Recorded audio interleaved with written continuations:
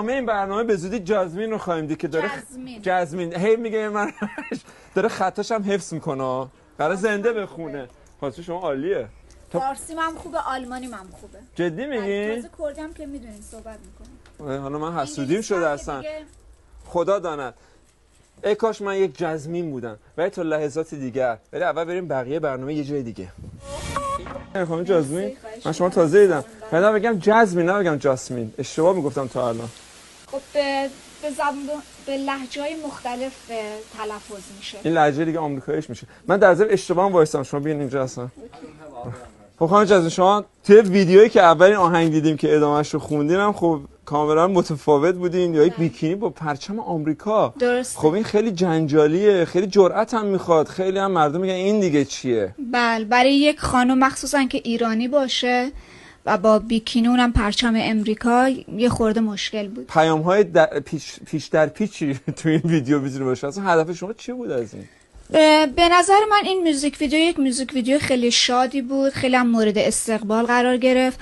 من فقط میخواستم تو این موزیک ویدیو نشون بدم که امریکا فقط دوست مردم ایرانه. خب راههای دیگه هست، چرا با بیکینی؟ خب روش جزمینه. خب دیگه ایز مای استایل. کنار دریا هم بود، تابستون هم بود، زوما بیچ دیگه. منم دیگه. حس این بوده اون لحظه. جزمین دیگه شکی نداره که تو خیلی دیگه تهدیدت هم شاید بکنن به خاطر ویدیوهایی که داری. چه برخورده از مردم داشتی؟ خب نظر غیر از خوبا. چون من مثلا بگم من چند تا دختر خیلی نوجوان که خیلی هاشونم از دختران که من میشنم بسیار تحصیل کردن و از خانواده‌های فرهنگی ایران هستن، حتی من گفتن چرا با جزمین صحبت نمی‌کنی؟ اینا ما دوست داریم، اینم الگوی ما میتونه باشه. در که ما میگیم خود دختر لیسانس گرفته فلان اصلا نباید اینجوری باشه، این کارا رو نباید بکنی. یعنی چی با بیکینی پرچم آمریکا میری؟ برخوردت چی بوده؟ خودت چه برداشتی داری از خودت؟ نظرم متفاوت هستش. همه که نباید منو دوست داشته باشن، هم باید طرفدار من باشن، هم خیلی هم هستن طرفدار من نیستن، ولی من همشون رو دوست دارم. بدترین برخوردت چی بوده؟ برای تو تاثیری گذاشته؟ که چقدر همش فکر میکنی لیدی گاگا هستی، خودتو میخوای شبیه لیدی. ظاهرا کم که نداری.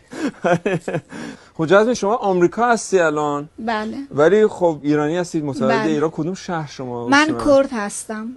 بله، کرد پاوه. چه جالب. بله. کردی هم دیگه یادتون که بله، چونی باشه گیان. کردی زونم. جور باش. کجا مثلا شما رفتین اروپا اول؟ بله.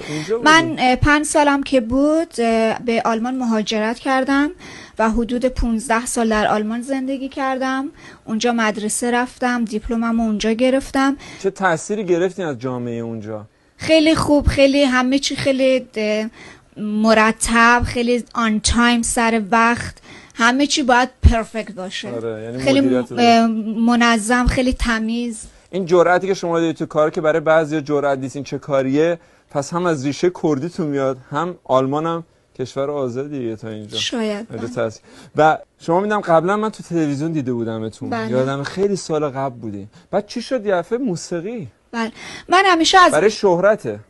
برای شهرت منظورتون رو نفهمیدم. همون برای اینکه مشهورتر بشی من تو کار موسیقی؟ نه، برای اینکه من این کار موسیقی رو از بچگی همیشه دوست داشتم، ولی خب در دنیای هنر مخصوصا یک خانم باشی و تنها که باشی و سنت هم کم باشه در محیط اینترتینمنت خیلی مشکله و من همیشه میخواستم که این کار رو انجام بدم تا اینکه دیگه یک پرودوسر خیلی خوب که من خیلی خوششانس بودم به تور من خوردن و با ایشون آشنا شدم، هول دادن شما رو برین جلو، که از همون موقع با ایشون در تلویزیونشون همکاری کردم. حتی شما هر کاری که دخترای ایرانی میخواستن نشد یا میگفتن نکنین همه رو انجام دادیم. واسه هم درود داره هنوز مونده، ولی فقط بله میخواستم به دنیا نشون بدم که تمام خانم های ایرانی با بقیه خانم ها هیچ فرقی ندارن، همه برابر هستن.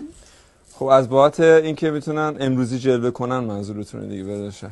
ولی شما پس برای من اعتقاد دارین که صدا مهمه یا سر و صدا؟ همه چی، صدا، قیافه، میکاپ، لباس، لوک، شخصیت، اون کاراکتر، میگمیت صورتت با کامera، همه چی به نظر من باید پکیج کامل باشه. کامل باشه. ببین شما چیکار میکنید در آهنگ بعدی که یکی از آهنگاتونه که به روش دیگه تو این برنامه دارین اجرا میکنین، آهنگی که عاشقانه متاسفانه است. منو ببخش. بله شعرش هم میتونه غمگین باشه هم میتونه شاد باشه. اینجا چطوری میتونه باشه؟ ولی شعرشو کی گفته؟ شعرشو از ایرانه.